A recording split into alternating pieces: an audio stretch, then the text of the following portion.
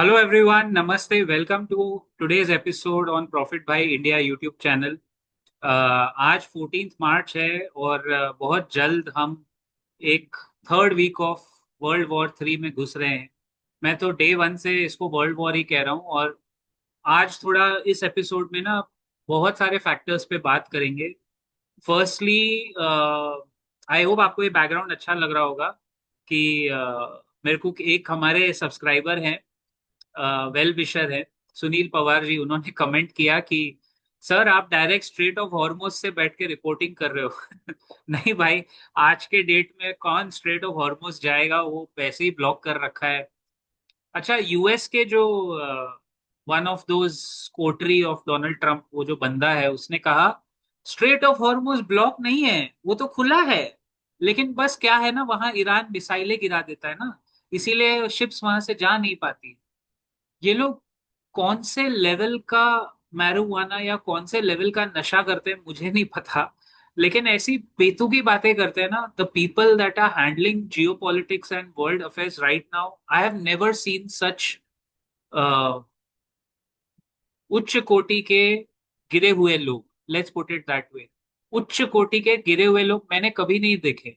हमने इससे पहले भी देखा है, बुश बुश एडमिनिस्ट्रेशन के टाइम बकवास बातें, लेकिन कम से कम बेशर्मी नहीं होती थी मीडिया के सामने आके कि क्या कुछ भी क्या बोल रहे हो सीधा। अगर यूएस के अंदर इतना दम है तो छुड़वाए स्ट्रेट ऑफ हॉर्मुज को। अगर आप चाचा चौधरी बन के घूमते हो, नॉट द लिटरल चाचा चौधरी जो आपने देखा है, अगर आप दुनिया के चौधरी बन के ऐसे ताऊ की तरह तंबू गाड़ के घूमते हो सब जगह कि हमारे पूछे बगैर पत्ता नहीं हिलेगा, आज दिखाओ, आज अपना दम दिखाओ। इस वीडियो में हम लोग यूएसए की हिपोक्रेसी भी एक्सपोज करने वाले हैं। एक्सपोज करना क्या, वो तो सबके सामने है, लेकिन हम लोग सब एक्चुअली ना यूनाइटेड स्टेट्स ऑफ अमेरिका की ये दुधारी तलवार जो है उसको इग्नोर करते हैं, उसको ध्यान नहीं देते हैं। वी रिमेंबर यूएस बिकॉज वो अच्छे से अपने जो पाप है ना वो कवर कर लेता है। We remember the United States of America for all those big beautiful bold companies as Trump would like to call them. And they are right, they have given us Google, Apple, Alphabet, Nvidia. लेकिन ultimately इसके एवज में जो कीमत चुकानी पड़ती है ना दुनिया को, जो मुआवजा चुकाना पड़ता है या जो बार्टर करना पड़ता है, वो बहुत खतरनाक है, आप देख ही रहे हो। And a full generation has not seen what has happened in the Gulf War and all that jazz. But तो स्ट्रेट ऑफ हॉर्मुज तो वो खुलवा नहीं पाए। बातें बड़ी बड़ी करते हैं, इररिस्पॉन्सिबल स्टेटमेंट्स देते हैं।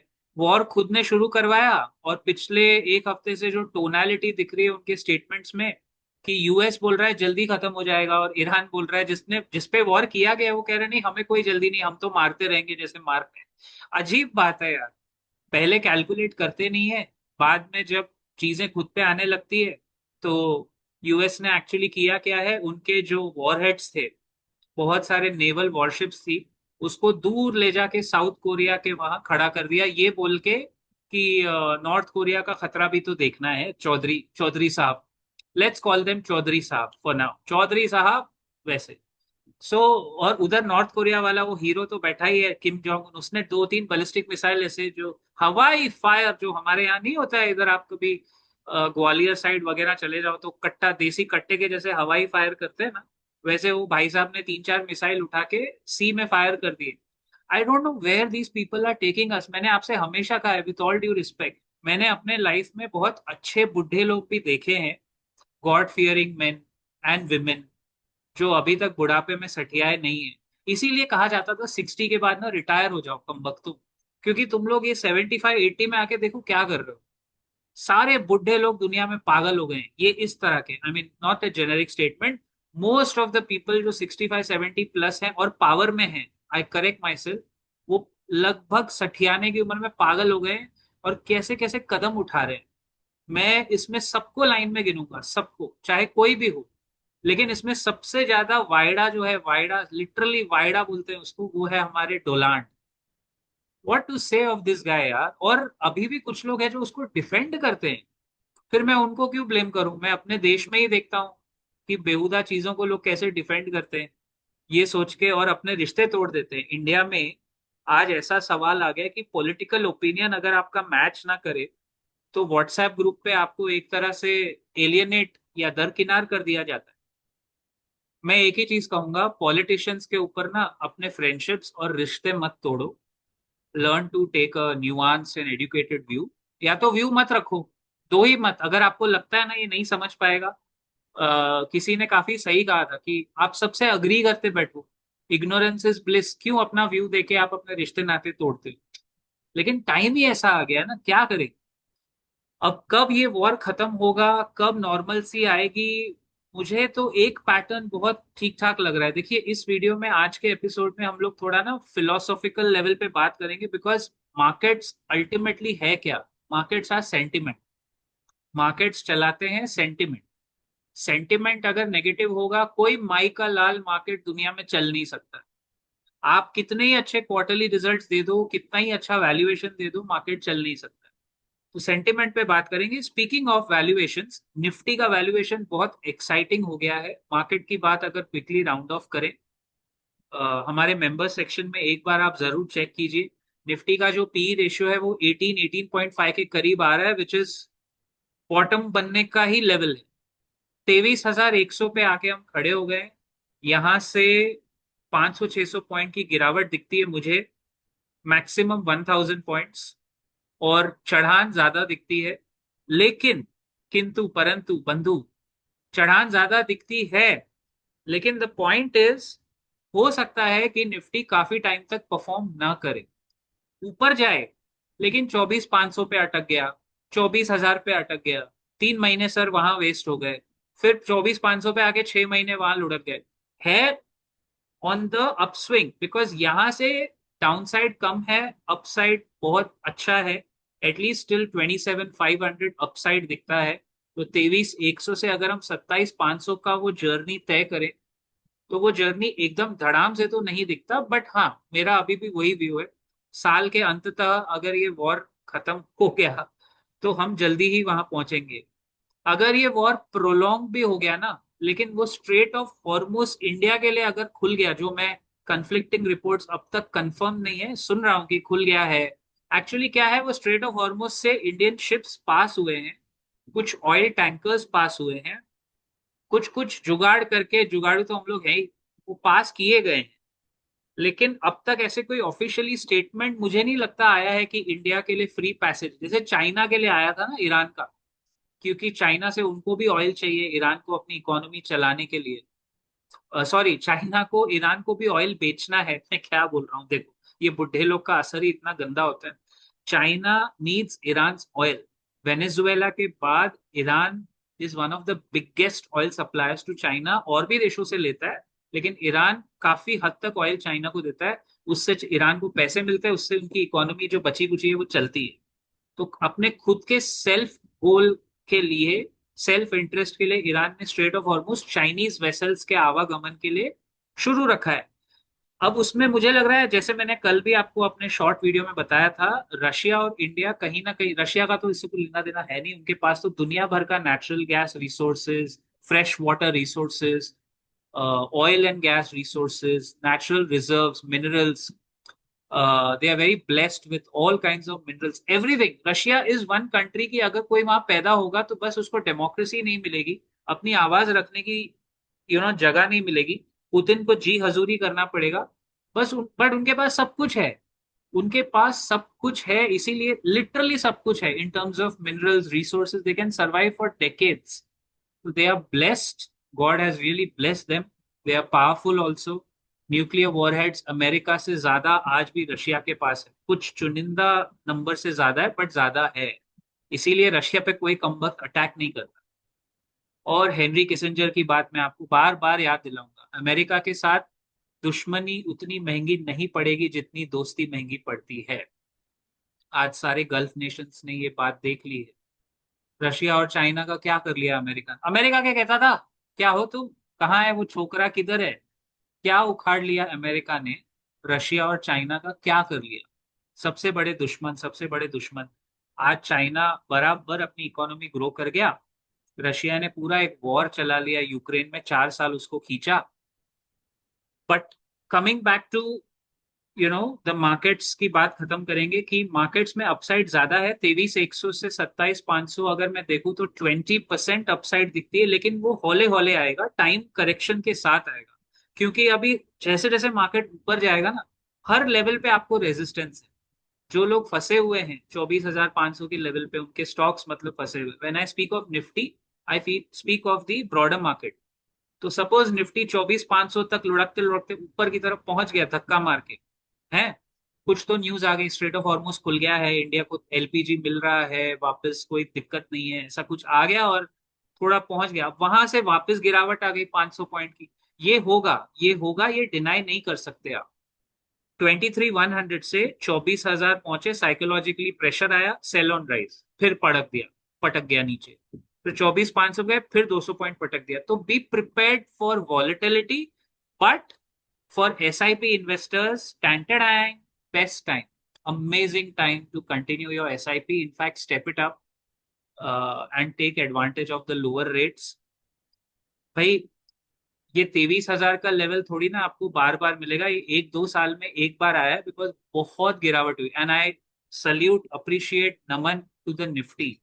निफ्टी ने इतना कुछ सहा है पिछले 2 साल में कि गनीमत है कि हम सिर्फ 12% गिरे हैं टॉप से bottom.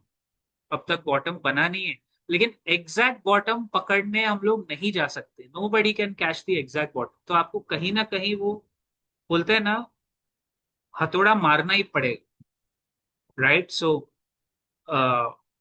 Overall I think the markets are good at this bottom also. 22,550 तो हमारा लेवल वैसे भी रहता है, वैसे भी था, बट ये लेवल अच्छा है फॉर SIP इन्वेस्टर्स के लिए, तो ये बेस्ट टाइम है। लेकिन बी प्रिपेयर्ड कि जब हम ऊपर भी चलेंगे ना, तो एकदम वन वे स्ट्रीट सिर्फ तभी होगा अगर सीज फायर हो जाए, या फिर हमारा स्ट्रेट ऑफ हॉर्मुज हमारे लिए क्लियर हो जाए। क्या फायदा अमेरिका के साथ, US के साथ जो डील हमने किया था, ट्रेड डील, उसके बाद भी मार्केट चला कहाँ? हम तो वैसे ही 24,500 के कगार पे गिरे हुए ही थे दोस्त। Technically if you see, before this war started, हम 24,500, 24,600 वैसे ही स्ट्रगल कर रहे थे बचाने के लिए। तो वॉर के वजह से निफ्टी कितना गिरा है? 1,200-1,400 पॉइंट ही गिरा है, because of the war. And in that context it's 5%, 5% गिरा है, 5-6% मैक्स निफ्टी गिरा है। टोटल टॉप से अब तक हम 12% गिरे हैं। बेयर मार्केट हम टेक्निकल लैंग्वेज में तब बोलते हैं जब हम 20% साफ हो जाए। अगर निफ्टी 26,300 से 20% आप गिन लो, अगर वहां तक गिर जाए तो हम ऑफिशियली बेयर मार्केट में आ गए, विच इज 20,500 अगर निफ्टी पहुंचा तो। इस वक्त अगर न्यूक्लियर जाता है ये वॉर, तो हम कुछ डिनाई नहीं कर सकते कहाँ जाएंगे। अब तक न्यूक्लियर गया नहीं है, किसी बुड्ढे के अंदर ना दम नहीं है, सीधा बोलता हूँ। न्यूक्लियर वेपन्स बना लिए सिर्फ दुनिया को डराने के लिए। और अब हम आते हैं US के ऊपर। US ने डरा डरा के सबको अपना चौधरी बन के सबका, गल्फ नेशंस को पकड़ के रखा। आज जब मौका वारदात पे नौबत आई बचाने की, तो US उन्हीं को बोल रहा है तुम आगे बढ़ो।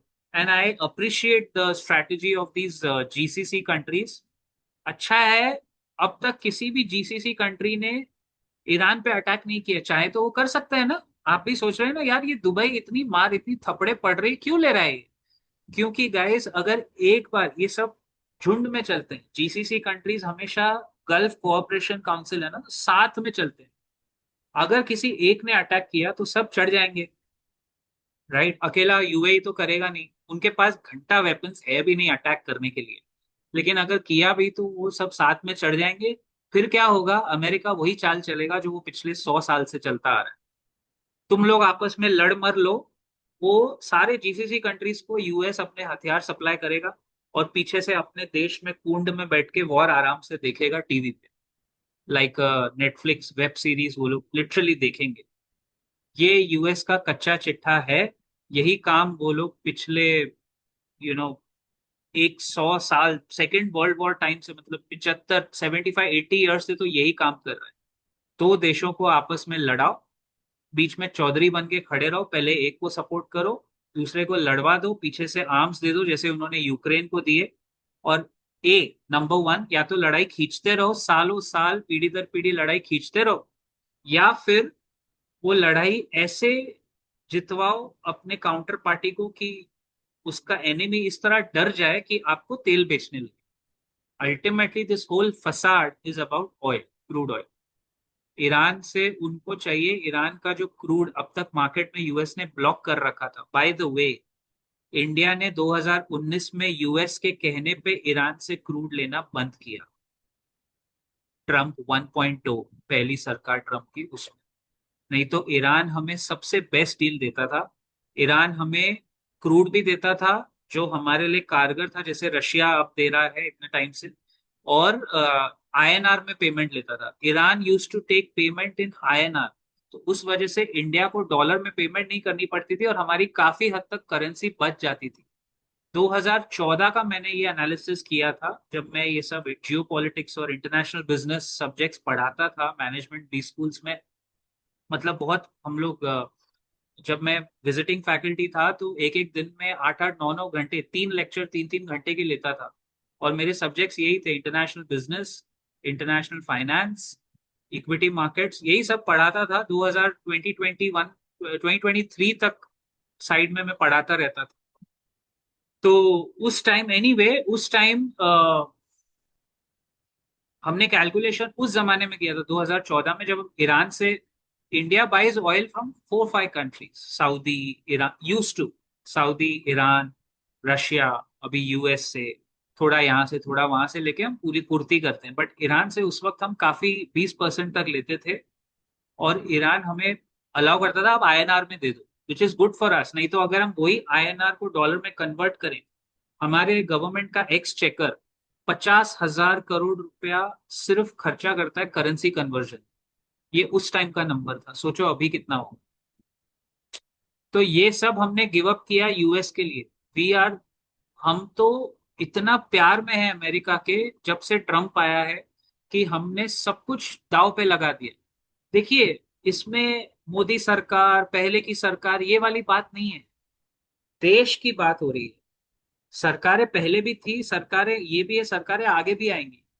But like in the USA, when it comes to the United States of America, इसको बोलते हैं बाय पार्टीजन। मतलब देश के लिए क्या अच्छा है, पहले दोनों रिपब्लिकन्स और डेमोक्रेट्स आके पहले वो करो, बाद में अपना अपना पॉलिटिक्स अब खेलो ना। किसने मना किया है? तुम लड़ो मरो आपस में, सब बुढ़े लोग मर जाओ, खेलो ना। लेकिन देश को आगे रखो, पहले कंट्री के लिए क्या अच्छा है वो करो। बाय पार्टीजन मतलब उसमें तेरा मेरा ये सब मत करो, दैट वे। लेकिन हमारे यहाँ क्या होता है ना, देश के नाम पे ही ये लोग पॉलिटिक्स करते हैं। तो anyway, I mean, which is not good, नहीं होना चाहिए, बट ठीक है। हम लोग को भी इसी माहौल में जीना है। तो हम लोग क्या कर सकते हैं? आप और मैं कुछ चेंज कर सकते तो कब के कर लेते, लेकिन हमें तो उसको समझ के अपनी चाल उस तरह चलनी है। सो मैं सिर्फ आपको ये कह रहा हूं कि we have had the situations where India use to take a neutral stand. भाई, हम इसराइल के साथ भी अच्छे संबंध हैं। और मोदी जी खुद ईरान में गए हैं 2015 में, उनका वो स्टेटमेंट है जो इंस्टाग्राम पे बहुत चल रहा होगा। India, this is Modi ji statement, India and Iran friendship is as old as history, is as old as history. ये स्टेटमेंट है उनका।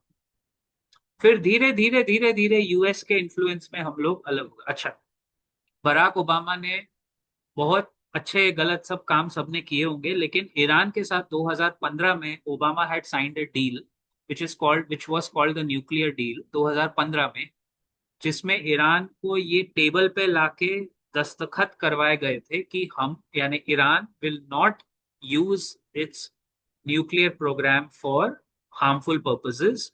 वो किसी भी देश पे न्यूक्लियर अटैक नहीं करेंगे। They will only enrich uranium, जो वो कर रहे हैं, for civilian nuclear purposes. Nuclear energy को सिविलियन यूज पे लगाएंगे, अटैक नहीं करेंगे।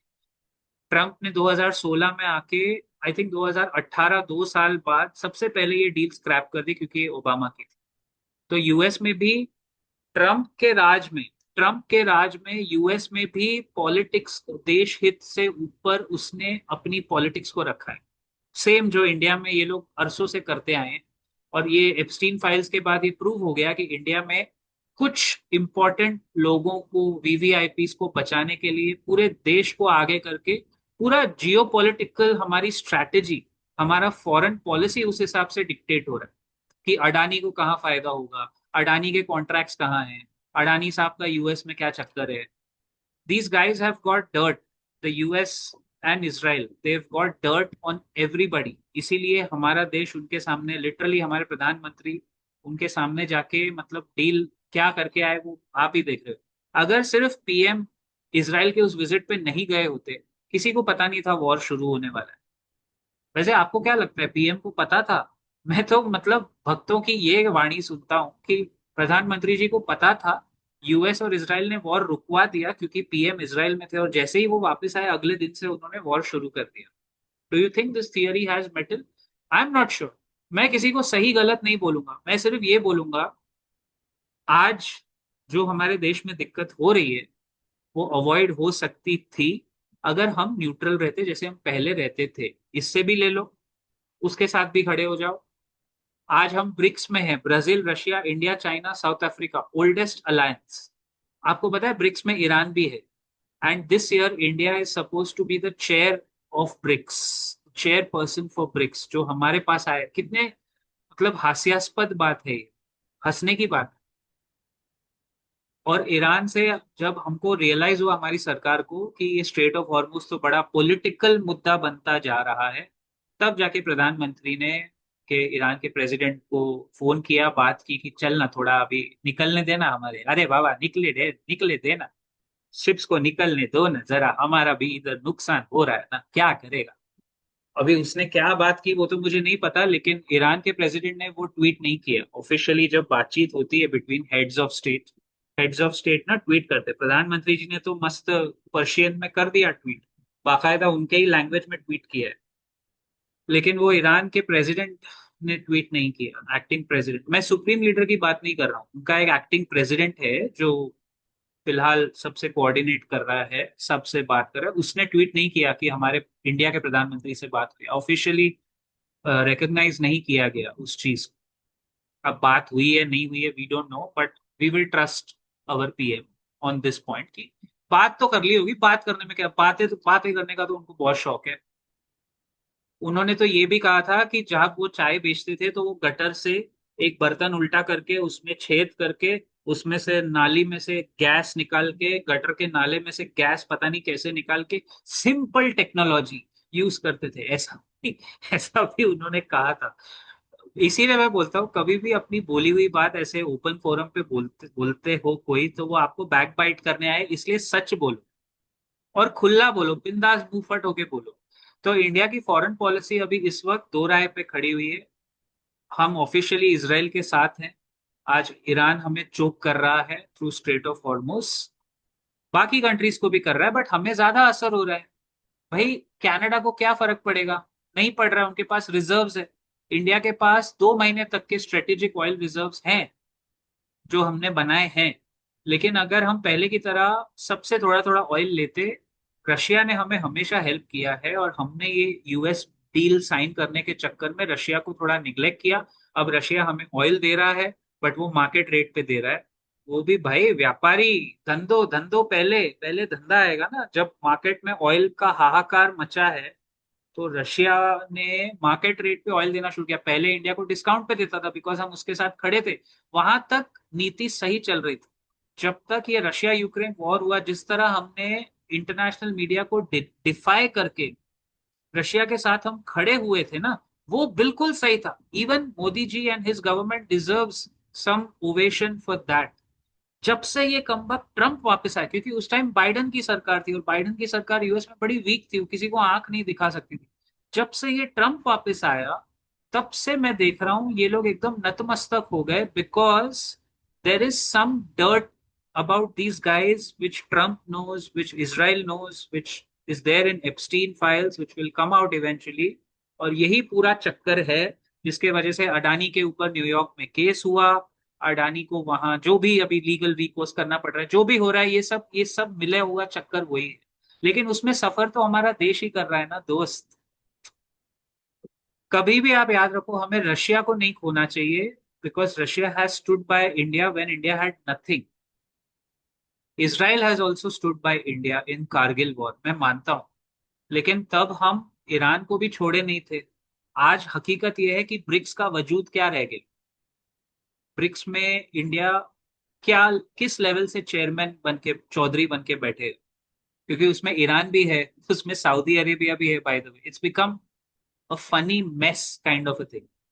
और क्वाड में इंडिया, ऑस्ट्रेलिया, यूएस और जापान बन के एक क्वाड बनाया था अमेरिका ने, कि चाइना को थोड़ा कंट्रोल में रखने के लिए। हम ना वहां के रहे, मैं वो गलत बात धोबी के डैश वाली यूज नहीं करना चाहता, लेकिन हमारी पॉलिटिक्स ना यहाँ की रही ना वहां की रही। हमारा देश तो ये सबसे बहुत बड़ा है, देश सर्वोपरि है, सबसे ऊपर है, सबसे ऊपर देश। लेकिन ये पॉलिटिशियंस जो नीचे शैलो लेवल पे है ना, शैलो, वो ना यहाँ के रहे ना वहां के रहे, उसने अपनी पॉलिटिक्स चमकाने के लिए देश में ऐसा कर दिया। सो दिस इज ऑल, ये जो आप सब देख रहे हो ना, ये सिर्फ तेल की लड़ाई है, उससे ज्यादा ये, इसमें बहुत सारे फैक्टर्स हैं। अब ईरान का अगर आप हिस्ट्री देखोगे, यूएस का हिस्ट्री पे पहले जाते हैं, फिर ईरान उसमें बीच में आपको आता हुआ दिखेगा। अगर आप अमेरिका, 1945 हिरोशिमा नागासाकी, दो एटम बॉम्ब, न्यूक्लियर बॉम्ब उस टाइम गिरे, दो सिटीज तबाह हो गई। सबसे शाना निकला सुमड़ी में जापान। उसने रियलाइज कर लिया कि भैया ये गेम तो चलने वाला नहीं है, अमेरिका को अपना पॉपो बना लो, है ना, और अमेरिकन बेसिस वहां आने दो, हम धंधा करेंगे, धंधे वाले हम लोग, पैसिफिक के वो साइड में हम लोग धंधा करेंगे। जापान हट लिया। आज सबसे सेफेस्ट से ज्यादा मैं कहूँ तो एटलीस्ट स्टेबल कंट्री तो है। इकोनॉमिकली थोड़ा डिप्राइव्ड है, ग्रोथ हुई नहीं है 35 साल से जापान में, क्योंकि अगेन अमेरिका ने वो अकॉर्ड साइन करके 1985 में उसको दबा दिया, 89 में। लेकिन ठीक है, एटलीस्ट देर इज, मतलब पीपल, जो बेसिक पर कैपिटा जीडीपी है वो तो काफी ऊपर आ गया ना जापान का। लेकिन अमेरिका की अगर आप हिस्ट्री देखेंगे तो that country survives on Wars. America survives on Wars. Second world war के बाद ऐसा हो गया था कि देश के जीडीपी का काफी बड़ा हिस्सा डिफेंस सेक्टर से आने लगा। तो जबरदस्ती अमेरिका ने जहां जहां उनको मौका दिखा, to cut a long story short में ये बता सकता हूँ, जहां जहां उसको फायदा दिखा, दो लोग लड़ रहे हैं, घुस जाओ, है ना, वहां उन्होंने हथियार बेचे, वेपन्स बेचे, फोर्सेस बेचे। पहले तो फोर्सेस भी भेजते थे, फिर जहां पूरे गल्फ में अपने अपने बेसिस बना दिए जो आज उनके बिल्कुल कुछ काम नहीं आ रहे हैं। उसके बाद वियतनाम वॉर 10 साल तक खींचा, वियतनाम में दौड़ा दौड़ा के मारा हूं। 10 साल बाद भी खाली होके ऑन द मूव वापस गए अमेरिकन, वियतनाम ने उनको कैप्चर नहीं करने दिया। अगर मैं आपको एक लैंडसेट के स्टडी का फिगर बताऊं, लैंडसेट का एक स्टडी है, आप गूगल चेक कर लेना, फैक्ट चेक है। पिछले 75 इयर्स में, 75 इयर्स, 80 इयर्स ऑफ 1945 के बाद, पिछले 80 साल, 80 इयर्स में, अगर अमेरिका की वजह से कितने लोग दुनिया में मरे हैं, how many people they have killed because of all these Wars, वो फिगर है 3.8 करोड़, 38 मिलियन पीपल।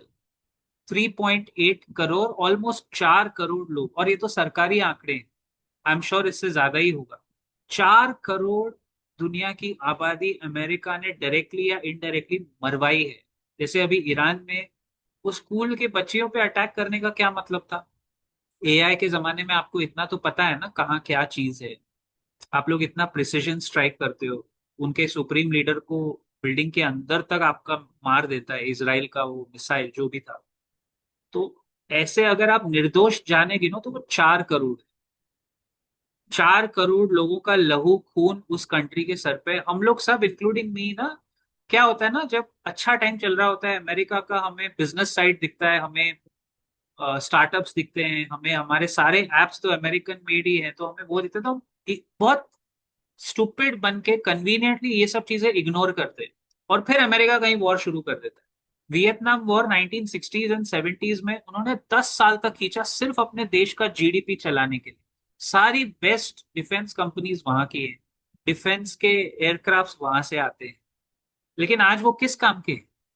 20-30 हजार डॉलर का ईरान का ड्रोन रोकने के लिए आपको $4 मिलियन का वो जो भी इंटरसेप्टर है वो यूज करना पड़ रहा है। मैंने बताया था ना आपको, शाहिद ड्रोन रोकने के लिए उनका खर्चा, look at the mathematics of the war. Every day they have spent $1 billion American in this war, every day. And Iran की हिस्ट्री यहाँ आती है कि 1980s में सदाम हुसैन ऑफ इराक को वेपन सप्लाई करके उसको ईरान के खिलाफ भड़का के अमेरिका ने सद्दाम को सपोर्ट किया था ईरान के खिलाफ। और ईरान इराक वॉर हुआ जो 8 साल तक चला। ईरान को पता था वो जीत नहीं पाएंगे, लेकिन उन्होंने 8 साल तक लड़ाई लड़ी है। यही मैं हमेशा आपको कहता हूँ, वो वॉर मुझे धीमे धीमे याद है। गल्फ वॉर, गल्फ वॉर बहुत तबाही थी गल्फ रीजन में उस टाइम। अगर आपने अक्षय कुमार की मूवी देखी होगी एयरलिफ्ट, उसमें Saddam had invaded Kuwait that time. तो वो जो अक्षय कुमार हीरो बनता है और वो कुवैत से सबको एयरलिफ्ट कराता है, that is during 1985। During that time when Iran Iraq का वॉर चला, 1990s तक चल ही रहा, 91 92 तक आई थिंक खत्म हुआ था। वो एग्जैक्ट डेट आप देख लेना कब खत्म हुआ, लेकिन चला वो, अमेरिका ने चलवाया। उनको वॉर में भी अपना सामान बेचना है। इसीलिए इस वॉर में जीसीसी कंट्रीज जुड़ी नहीं है, क्योंकि अगर वो जुड़ते तो ये वॉर पूरा मिडिल ईस्ट में आपस में हो जाता और अमेरिका टाटा बाय बाय करके निकाल देता अपने सब लोग, और सिर्फ इनको हथियार बेचता और वहां बैठ के पैसे कमाता। एक्चुअली अमेरिका के धरती पे जब तक वॉर नहीं होगा ना, उनको वो पेन रियलाइज नहीं, उनके धरती पे जब तक प्रॉब्लम नहीं होंगे वो पेन रियलाइज कभी करता ही नहीं है। पिछले 85 ईयर्स से they have got blood on all of their startups, literally, निर्दोष लोगों का।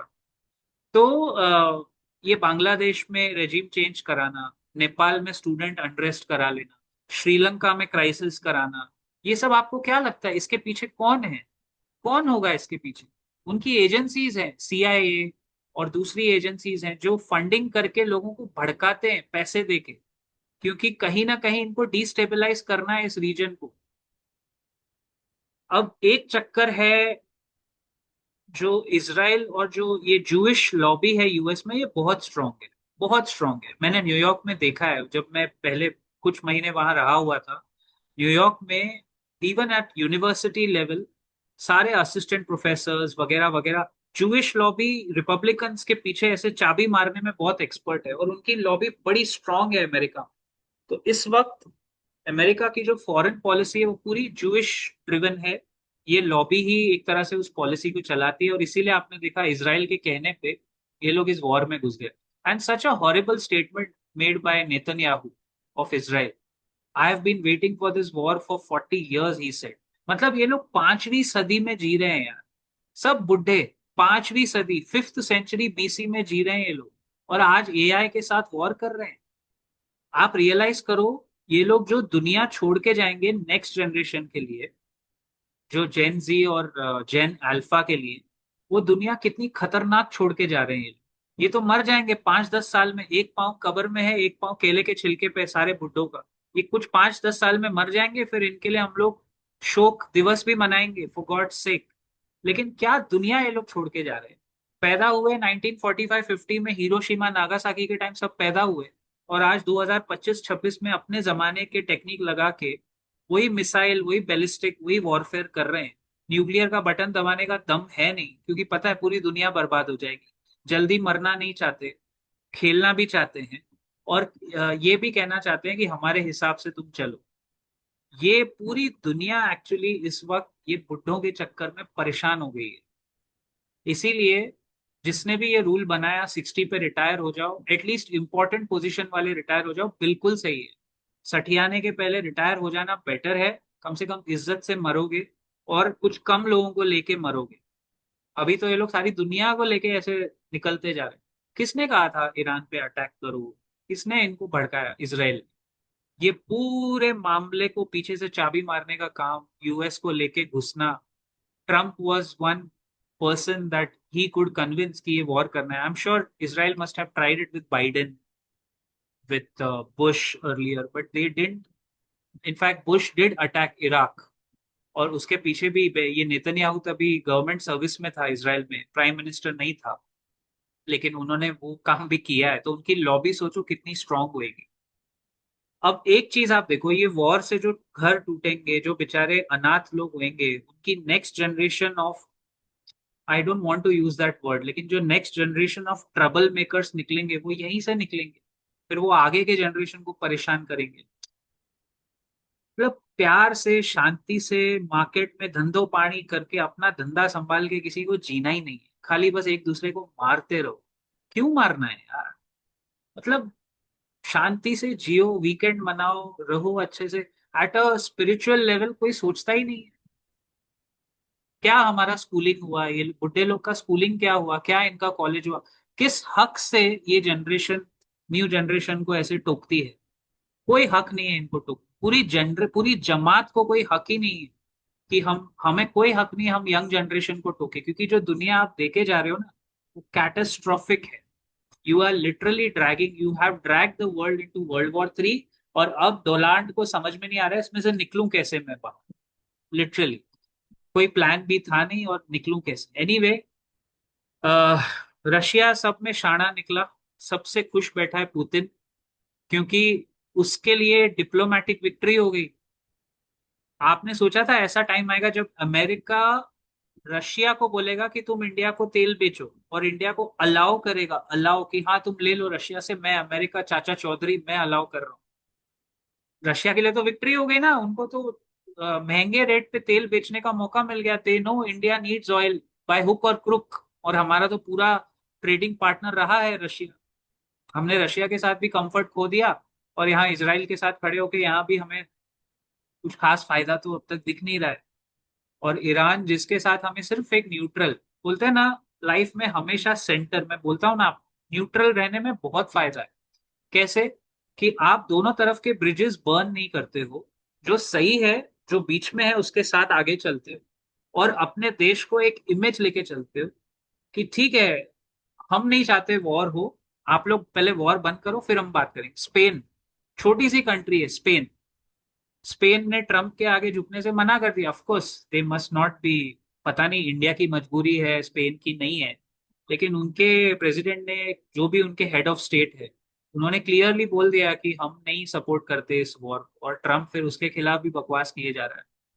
तो जो भी ट्रम्प के साथ है वो उसके गुड बुक्स में है, जो ट्रम्प के साथ नहीं है वो उसको एक्सपोज करेगा, या तो उसके पास डर्ट 100% श्योर होगा। जब तक ये ट्रम्प रहेगा डोलांड, तब तक तो हम लोग शायद, आप बताइए आपको क्या लगता है? थियरीज बहुत है कि वॉर कब खत्म होगा, जल्दी खत्म होए, मार काट बचे। सबसे बुरी बात यह है कि ट्रम्प क्रेडिट ले रहा था पिछले साल तक, I have stop 8 Wars, I have stop this, मुझे नोबेल पीस प्राइज मिलना चाहिए। अभी तो वो सब भी गया। और वो तो छोड़ो, नोबेल पीस प्राइज तो छोड़ो, इसने तो नया एक प्रेसिडेंट सेट करके जा रहा है। He will go down in history as the worst, if not the worst, one of the top 3 worst US presidents in history is Dolan. He'll go down, literally go down, क्योंकि उसने Indians को भी disappoint किया। जो Indian लोग ऐसे भक्ति कर रहे थे, vote for Donald Trump, make world great again, English भी सही नहीं बोलते, जो लोग ऐसे भक्ति कर रहे थे उनको भी डिसअपॉइंट किया, उनकी भी हाई लगेगी। Anyway I just hope that, यार देखो मार्केट्स तो रिकवर कर जाएंगे, अपना देश तो आगे बढ़ जाएगा। प्रॉब्लम वो नहीं है, प्रॉब्लम ये है जो बेकसूर लोग मरते हैं ना। लेट्स होप कि कोई और मरे नहीं, मतलब हानि नहीं हो, क्योंकि जिस कंट्री के सुप्रीम लीडर को आपने घर में घुस के मार दिया, वो कंट्री तो रिटेलिएट करेगी, यू कांट स्टॉप देम। और उनके पास खोने के लिए कुछ नहीं है, they have nothing to lose. तो जिसके पास खोने के लिए कुछ नहीं है, वो पूरी दुनिया में तबाही मचाएगा। उनके कंडीशंस मान लो और सीज फायर कर लो। यूएस में मैंने कहा ना, अगर दम है, स्ट्रेट ऑफ हॉर्मुज खुलवा दो ना पापा, पापुआ, खुलवा दो ना, स्ट्रेट ऑफ हॉर्मुज पे भेजो। यूएस नेवी ने जाने से मना कर दिए स्ट्रेट ऑफ हॉर्मुज पे, वो कहते हैं हम नहीं रुकवा सकते ईरान के मिसाइल से। सोचो, so much for being the world's biggest military, biggest navy, biggest whatever. सब ढकोसला, दिखावा, वक्त आने पे कोई काम नहीं आता, ये बात फैक्ट है। We are on our own, everybody is on their own, खाली हम इकट्ठा रहने का एक ढूंढ कर सकते हैं। Thank you so much for listening to this geopolitical analysis. जय हिंद, जय हिंद, जय महाराष्ट्र।